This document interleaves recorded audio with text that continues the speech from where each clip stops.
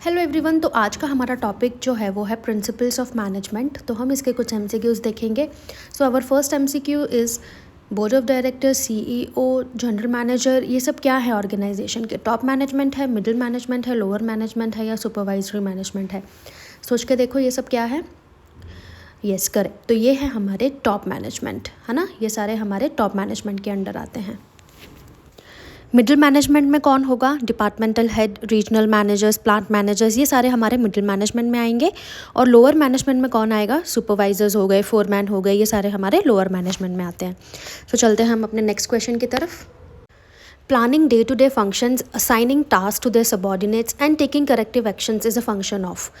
तो जो day to day functions क्या होंगे, क्या टास्क हमको किस बंदे को असाइन करना है, ये सारा काम किसका होता है? कौन करेगा ये सारा काम? लोअर लेवल मैनेजमेंट, है ना। ये बताएगी अपने सबॉर्डिनेट्स को या उनके अंडर जो भी काम कर रहे हैं कि आज आपने ये चीज़ें करनी है, और अगर कुछ गलत हो जाता है तो उसमें क्या करेक्टिव एक्शंस लेने हैं, वो भी सारा जो चीज़ें हैं वो किसके अंडर आएंगी? लोअर लेवल के अंडर। तो आंसर वुड बी सी।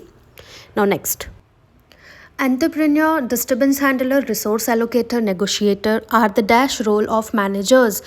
कौन से रोल है ये? इंटरपर्सनल रोल है, इन्फॉर्मेशनल रोल है, डिसीजनल रोल है या फिर नन है? तो बीइंग एन एंटरप्रेन्योर कहीं पे कुछ डिसीजन लेना है, डिसीजन मेकिंग करता है कि कोई नया चेंज अगर आपको इनिशिएट करना है वो एक एंटरप्रेन्योर करेगा। देन डिस्टर्बेंस कहीं पे हो गया, कहीं बहुत ज़्यादा कंप्लेंट्स आ रही है या कुछ और प्रॉब्लम्स है, तो उसको कैसे हैंडल करना है ना, वो सारा काम क्या कौन से रोल्स में आएगा? ये सब कुछ है डिसीजनल रोल, है ना। रिसोर्स एलोकेट करना, हम भाई यहाँ पर इतना बजट है, इसको इतना एलोकेट करना है हम लोगों को, कहीं पे नेगोशिएशन करने की ज़रूरत पड़ जाती है, तो ये सारी चीज़ें जो है वो डिसीजनल रोल में आती है। इंफॉर्मेशनल रोल में क्या आएगा? जो मैनेजर है वो बीइंग अ मॉनिटर, है ना, मॉनिटर उसको काम करता है, वो इन्फॉर्मेशन पास करता है अपने सबॉर्डिनेट्स को। सो यहाँ पर answer would be C, decisional role. Now next, dash is concern with laying down objectives, formulating policies. तो उसके ऑप्शन एडमिनिस्ट्रेशन, मैनेजमेंट, बोथ या नन। कौन बनाता है ऑब्जेक्टिव सेट? कौन करता है? कौन क्रिएट करता है फॉर पॉलिसीज़ को, है ना। फॉर्मुलेशन ऑफ पॉलिसीज़ कौन करेगा? तो ये सारा काम जो है वो एडमिनिस्ट्रेशन के अंडर आता है। तो आंसर इसका होगा A, administration. Interpersonal, informational and decisional role manager के किसने दिए थे, है ना। नीचे ऑप्शन है हेनरी फेयोल ने, एफ.डब्ल्यू. टेलर ने, हेनरी मिन्सबर्ग ने या फिलिप कोटलर ने। तो इसका आंसर होगा हेनरी मिन्सबर्ग। इन्होंने बताया था कि मैनेजर्स के जो हैं ये 3 रोल होते हैं, इंटरपर्सनल, इंफॉर्मेशनल और decisional. Now next, figure head, leader, liaison are the dash roles. तो ये इंटरपर्सनल रोल बोलेंगे हम इनको, इंफॉर्मेशनल रोल, डिसीजनल रोल या नन। तो हम इनको बोलेंगे इंटरपर्सनल रोल, है ना। जैसे बोलते हैं leaders are not created, leaders are born. तो ये क्या है? हमारे अंदर है। सो दैट इज, ऐसे इसको याद रखो, है ना। तो इसका आंसर होगा interpersonal, A. The conceptual, human and technical skills of manager was given bye, किसने दी थी? Henry Fayol, H मिन्सबर्ग, RL. Cards या पी.एफ. ड्रकर।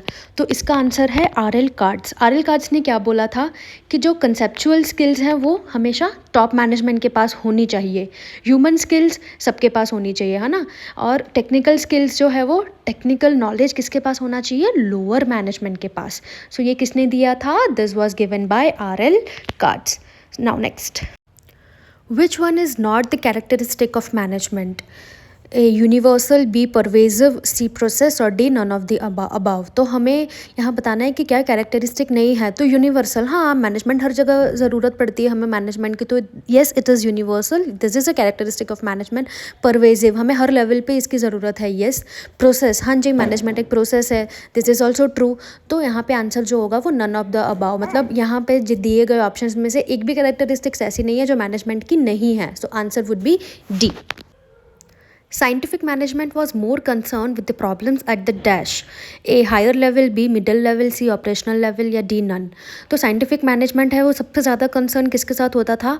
कौन से लेवल के साथ? आंसर है सी, ऑपरेशनल लेवल। हाँ जी, ऑपरेशनल लेवल पे क्या प्रॉब्लम्स हो रही है, क्या चीज़ें, क्या कॉन्फ्लिक्ट्स है, क्या कंप्लेंट्स है, तो उन सब चीज़ों पे ज़्यादा फोकस साइंटिफिक मैनेजमेंट में दिया जाता था, and the answer would be operational level.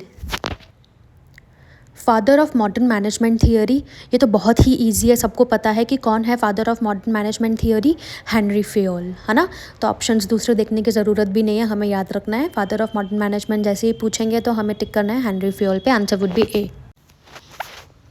According to functional foremanship, the speed boss, inspector, foreman and gang boss are entrusted with the dash aspect of work, planning, organising, doing या none.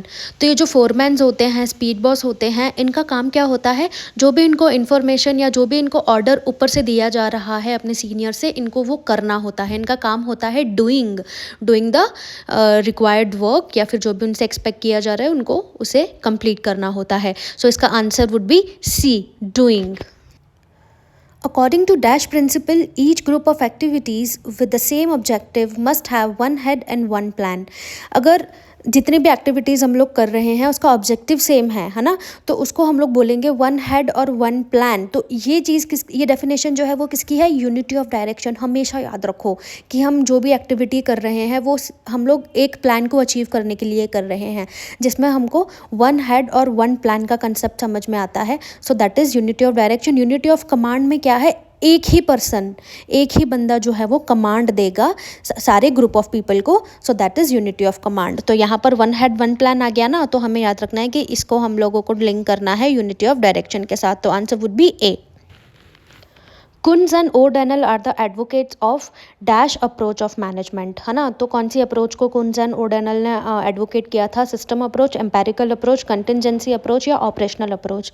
तो इसका answer जो है वो D है। Operational approach को कुन्स and ओडेनल ने ज़्यादा एडवोकेट किया था और इसके बारे में उन्होंने बात करी थी।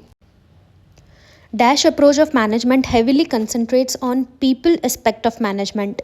तो यहाँ पर ऑप्शन है human relations, system, empirical, management science.